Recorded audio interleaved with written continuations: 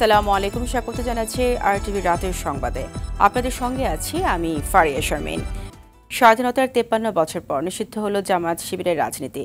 বৃহস্পতিবার বিকেলে প্রজ্ঞাপন জারির মাধ্যমে সংগঠনটির কার্যক্রম নিষিদ্ধের ঘোষণা দেয় স্বরাষ্ট্র মন্ত্রণালয়। এই প্রসঙ্গে স্বরাষ্ট্রমন্ত্রী জানান, এই ঘটনাকে কেন্দ্র করে নাশকতার চেষ্টা হলে তা মোকাবেলায় সক্ষমতা রয়েছে সরকারের। মারুফ রেজা রিপোর্ট। মুক্তিযুদ্ধের সময় বিতর্কিত ভূমিকার জন্য বিভিন্ন সময় নানা মহল থেকে জামায়াতে ইসলামের রাজনীতি নিষিদ্ধের দাবি ওঠে। সম্প্রতি কোটা সংস্কার আন্দোলনকে ঘিরে ব্যাপক নাশকতা ও হত্যাকাণ্ডের ঘটনায় তাদের সম্পৃক্ততা পায় সরকার। অবশেষে সন্ত্রাসী কর্মকাণ্ডের জন্য নিষিদ্ধ হল দেশের স্বাধীনতা বিরোধীকারী দল জামায়াতে ইসলামী ও তাদের ছাত্র সংগঠন ইসলামী ছাত্র শিবির।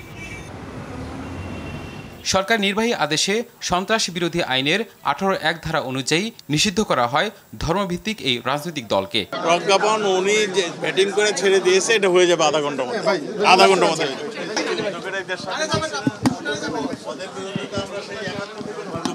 কাজেই এইগুলো আমাদের সক্ষমতা অনেক আছে। এর আগে নিষিদ্ধের বিষয়ে আইনি মতামত দিয়ে স্বরাষ্ট্র মন্ত্রণালয়ে ফাইল পাঠায় আইন মন্ত্রণালয়।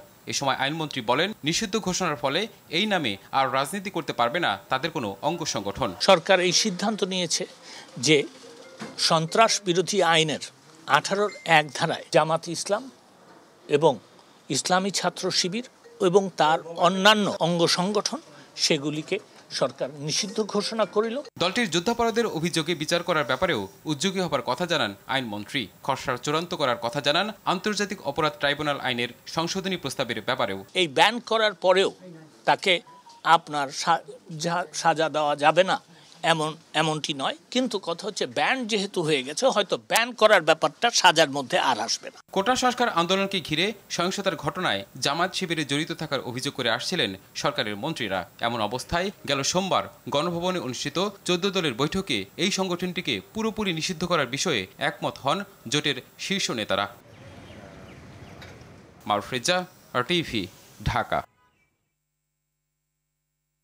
স্বাধীনতা বিরোধী জামায়াত ও সন্ত্রাসী সংগঠন শিবির সহ অঙ্গ সংগঠনকে নিষিদ্ধ করায় শাহবাগে আনন্দ মিছিল করেছে মুক্তিযুদ্ধ মঞ্চ। সরকারের যুগান্তকারী এই সিদ্ধান্তকে স্বাগত জানিয়ে এ সময় একে অপরকে মিষ্টি খাইয়ে দেন। তারা জানান, দীর্ঘদিন পর হলেও কলঙ্ক মুক্ত হল বাংলাদেশের রাজনীতি। সেই সাথে নিষিদ্ধের পর জামাত শিবির যেন নাশকতা না করতে পারে সেদিকে সরকারকে সজাগ দৃষ্টি দেওয়ার আহ্বান জানান বক্তারা।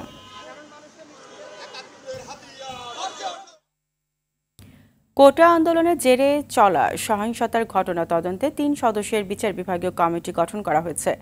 আন্তর্জাতিক তদন্ত করতে জাতিসংঘ বা যে কোনো দেশের প্রতিনিধি বাংলাদেশে আসুক তাতে সরকারের আপত্তি নেই বলেও জানালেন প্রধানমন্ত্রী শেখ হাসিনা। সকালে রাজধানীর কৃষিবিদ ইনস্টিটিউশনে জাতীয় শোক দিবস উপলক্ষে কৃষক লীগের আলোচনা সভায় এ কথা বলেন তিনি। প্রধানমন্ত্রী আরও বলেন, দেশের শান্তি প্রতিষ্ঠায় সব জায়গায় জামায়াত শিবির নিষিদ্ধ ও তাদের প্রতিহত করতে সবাইকে ঐক্যবদ্ধ হয়ে কাজ করতে হবে, জানাচ্ছেন আতিক রহমান।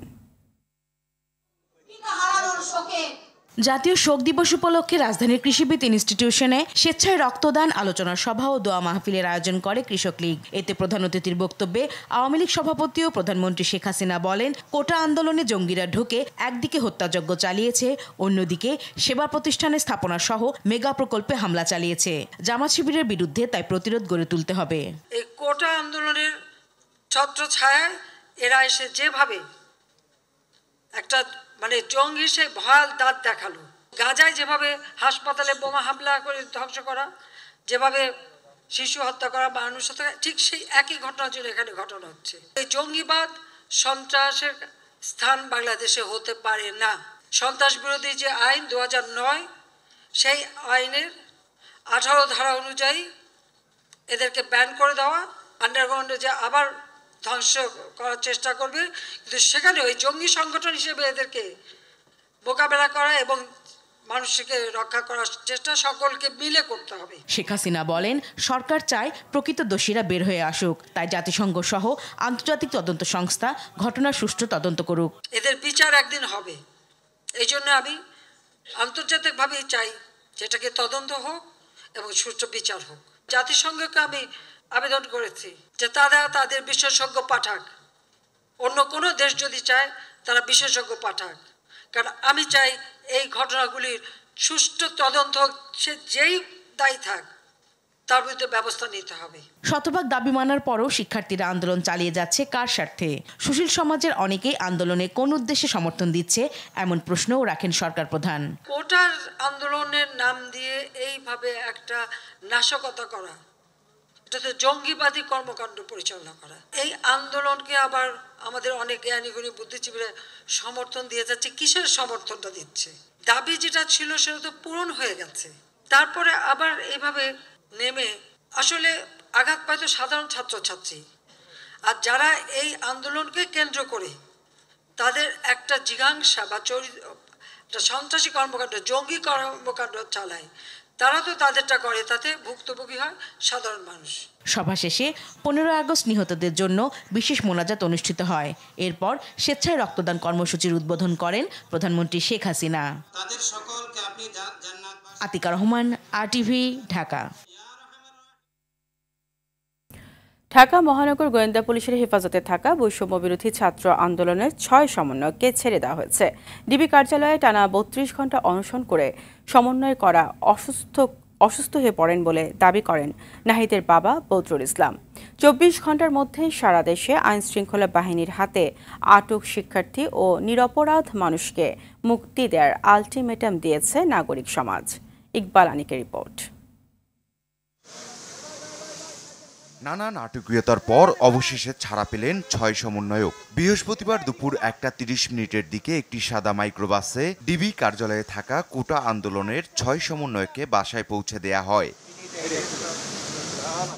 গত শুক্রবার বিকেলে ধানমন্ডির গণস্বাস্থ্য নগর হাসপাতাল থেকে কোটা আন্দোলনের সমন্বয়ক নাহিদ ইসলাম, আসিফ মাহমুদ ও আবু বাকেরকে তুলে নিয়ে যাওয়া হয়। পরদিন সন্ধ্যায় সার্জিস আলম, হাসনাত আবদুল্লাহকে হেফাজতে নেয় ডিবি।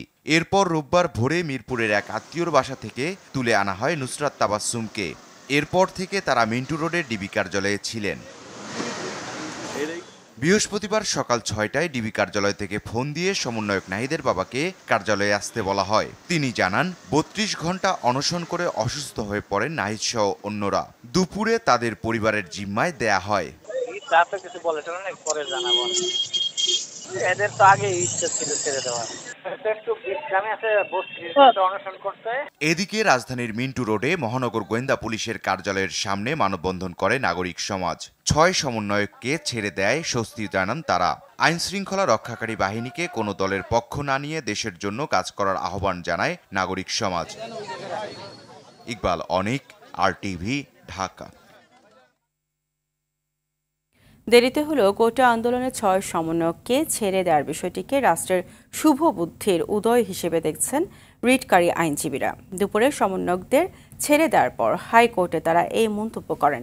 এ সময় তারা বলেন, সমন্বয়কারী ছাত্রদের কোনো ক্ষমতা বলে তুলে নিয়ে পুলিশ হেফাজতে দেখানো হলো, তার জবাব রাষ্ট্রকে দিতে হবে। এছাড়া গত কয়েকদিনে ছাত্র শিক্ষকদের ধরপাকড়, হয়রানি, নারী পুলিশ ছাড়া নারী শিক্ষার্থীদের তুলে নেওয়া, শিক্ষক লাঞ্ছিত সহ আইনশৃঙ্খলা বাহিনীর বর্বরোচিত আচরণের চরম সমালোচনা করেন আইনজীবীরা। কোন অধিকারে তারা হাত দেয়, নির্যাতন করে, এই নির্যাতন 2013 আইনে খুব পরিষ্কারভাবে বলা আছে যে তারা কি করতে পারবে এবং কি করতে পারবে না। আমাদের সন্তানরাও হার মানবে না। এবং এই 6 জন কিন্তু শেষ নয়, এর বাইরেও আরো অনেককে আটক করা হয়েছে। অনেক জায়গা থেকে নারীদের আটক করা হয়েছে কোনো নারী পুলিশের উপস্থিতি ছাড়া, সে অভিযোগ আমরা পেয়েছি। অবশ্যই মামলা করতে পারে, তাকে যে বেআইনিভাবে আটক করা হয়েছে এটার জন্য তো মামলা অবশ্যই চলে। আমাদের হাইকোর্টের কাছেও চলতে পারে, সিভিল কোর্টেও চলতে পারে। ওরা মুক্তি পেয়েছে, এটার জন্য আমরা সবাই ধন্য, আমরা সবাই খুবই খুশি, আনন্দিত। কোটা সংস্কার আন্দোলনে শিক্ষার্থী নিহতের প্রতিবাদে মাঠে নেমেছে শিক্ষক, শিল্পী, কলাকুশলীরা। ঢাকা বিশ্ববিদ্যালয়ে নিপীড়ন বিরোধী শিক্ষক সমাবেশের ব্যানারে জুলাই মাসকে হত্যাকাণ্ডের মাস আখ্যায়িত করে প্রতিবাদ জানায় শিক্ষক সমাজ। আর রাজধানীর ফার্মগেটে প্রতিবাদ সমাবেশ থেকে শিক্ষার্থীদের আন্দোলন সরকার বর্বর উপায়ে দমন করেছে বলে অভিযোগ করেন শিল্পী, কলাকুশলীরা। খান আলামিনের রিপোর্ট, জানাচ্ছেন জাহিদ রহমান। ঢাকা বিশ্ববিদ্যালয়ের অপরাজয় বাংলার সামনে নিপীড়ন বিরোধী শিক্ষক সমাবেশের আয়োজন করে বিশ্ববিদ্যালয় শিক্ষক নেটওয়ার্ক। এতে বিভিন্ন বিশ্ববিদ্যালয়ের শিক্ষক শিক্ষার্থীরা অংশ নেন। বক্তারা শিক্ষার্থীদের আন্দোলন দমনে সরকারের দমন প্রক্রিয়ার নিন্দা জানান। বলেন, আন্দোলন কেবল কোটা সংস্কারে সীমাবদ্ধ নেই, জুলাই হত্যাকাণ্ডের বিরুদ্ধে এই আন্দোলন চলবে। আমরা এই সংকটের আশু সমাধান চাই। এটি একটি রাজনৈতিক সংকট, এটি রাজনৈতিকভাবে এই সমাধানটা আসতে হবে। এই আন্দোলনে সকল ধরনের মানুষ শামিল হয়েছে। এখন আর কেউ কিন্তু থেমে নাই, প্রত্যেকের বিবেক জাগ্রত হচ্ছে আস্তে আস্তে। সবাই দাঁড়িয়ে গেছেন, এখন সবাই কথা বলছেন। যে রক্ত বয়েছে, এই লাশ আর রক্ত আমরা ভুলবো না। আমরা আমাদের সন্তানদেরকে এত অল্প বয়সে মরতে দেখতে চাই নাই। পরে মিছিল নিয়ে ভিসি চত্বর ঘুরে রাজু ভাস্কর্যের সামনে গিয়ে পুনরায় সমাবেশ করে শুক্রবার দ্রোহযাত্রা কর্মসূচি ঘোষণা করেন শিক্ষকরা। বিকাল ৩টায় প্রেস ক্লাব থেকে একটি দ্রোহযাত্রা শহীদ মিনারে আসবে। সর্বস্তরের সম্মিলিত নাগরিকরা, আইনজীবীরা, সংস্কৃতি কর্মীরা, চিকিৎসকরা, শিক্ষকরা সবাই এই দ্রোহযাত্রায় শামিল হবেন। এরপর টিএসসি থেকে মৌন মিছিল করে শহীদ মিনারে গিয়ে নিহতদের স্মরণে ১ মিনিট নীরবতা পালন করেন শিক্ষক শিক্ষার্থীরা। এদিকে বৃষ্টিতে ভিজে রাজধানীর ফার্মগেটে সমাবেশ করে শিল্পী কুশলীরা। শিল্পীরা বলেন, সরকার যে পন্থায় শিক্ষার্থীদের ন্যায়সঙ্গত আন্দোলন দমন করেছে তা কোনো গণতান্ত্রিক সভ্য সমাজে ঘটতে পারে না। গোলাগুলি, হত্যা, রক্ত এগুলো দেখতে চাই না, এগুলোর বাইরে আমরা থাকতে চাই, আমরা শান্তি চাই। যেসব শিক্ষকরা গ্রেফতার হয়েছে তাদের মুক্তি চাই এবং যেসব হত্যা হয়েছে সেসবের বিচার চাই। আমাদের শিল্পীদের তো সবার আগে রাস্তায় নামার কথা, কারণ এই যে আপনি যদি আমার জামাটা দেখেন, আমি এখানে কিন্তু লিখে নিয়ে এসেছি, পিছনেও লেখা আছে। অন্যদিকে জাতিসংঘের তত্ত্বাবধানে গণহত্যার বিচার চেয়ে বৈষম্য বিরোধী আন্দোলনের সাথে সংহতি জানিয়েছে প্রগতিশীল নাগরিক সমাজ। ঢাকা রিপোর্টার্স ইউনিটিতে সংহতি প্রকাশ অনুষ্ঠানে বক্তারা বলেন, হত্যাকারীদের কাছে হত্যাকারীর বিচার হয় না। এই শিশুদের মৃত্যুর দায়ভার কে নেবে? এই যে তাজা প্রাণ ঝরে গেছে, এত মায়ের বুক খালি হয়েছে, এই দায়ভার কে নেবে? এই দায়ভার সরকারকে নিতে হবে। যে কথা আজকে উঠেছে যে হত্যাকাণ্ডের বিচার, কে বিচার করবে? কার কাছে বিচার চাইব? যে তদন্ত কমিশন হয়েছে, কিসের তদন্ত কমিশন? কার তদন্ত কমিশন? বেআইনি তদন্ত কমিশন। এই কমিশনের কাছে আপনি কি আশা করতে পারেন? শিক্ষার্থীদের আন্দোলন গণ অভ্যুত্থানে রূপ নিয়েছে মন্তব্য করে বক্তারা বলেন, এখন চূড়ান্ত অভ্যুত্থানের অপেক্ষা। জাহিদ রহমান, RTV, ঢাকা। কোটা সংস্কার আন্দোলনে ছদ্মবেশে জঙ্গি গোষ্ঠী অনুপ্রবেশ করে পরিকল্পিতভাবে খুব কাছ থেকে গুলি করেছে বলে জানিয়েছেন আওয়ামী লীগ সাধারণ সম্পাদক, সড়ক পরিবহন ও সেতুমন্ত্রী ওবায়দুল কাদের। দুপুরে ধানমন্ডিতে দলের সভাপতির রাজনৈতিক কার্যালয়ে এক সংবাদ সম্মেলনে এসব কথা বলেন তিনি। মন্ত্রী বলেন, সাম্প্রতিক ঘটনা ও সহিংসতার সাথে আওয়ামী লীগের জনপ্রিয়তায় ভাটা পড়ার কোনো সম্ভাবনা নেই। নারকীয় যে তাণ্ডব, এটার সাথে জনপ্রিয়তার ইস্যুর কোনো সম্পর্ক নেই।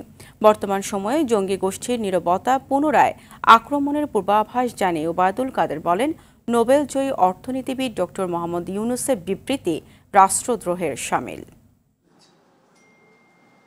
এমন ঘটনাও ঘটেছে বলে আমাদের কাছে ইনফরমেশন আছে। জঙ্গি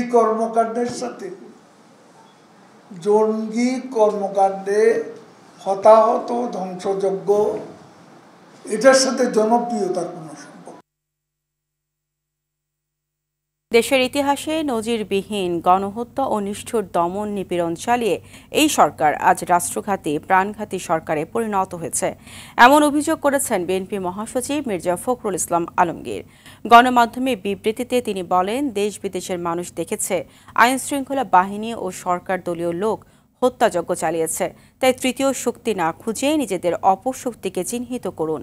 জাতির ক্রান্তি লগ্নে দেশপ্রেমিক ছাত্র জনতা, রাজনৈতিক দল, সাংস্কৃতিক প্রতিষ্ঠান, সংগঠন ও ব্যক্তি ঐক্যবদ্ধ হয়ে ৭১-এর মুক্তিযুদ্ধের চেতনাকে ধারণ করে শাসক গোষ্ঠীর বিরুদ্ধে রুখে দাঁড়ানোর আহ্বান জানান বিএনপি মহাসচিব।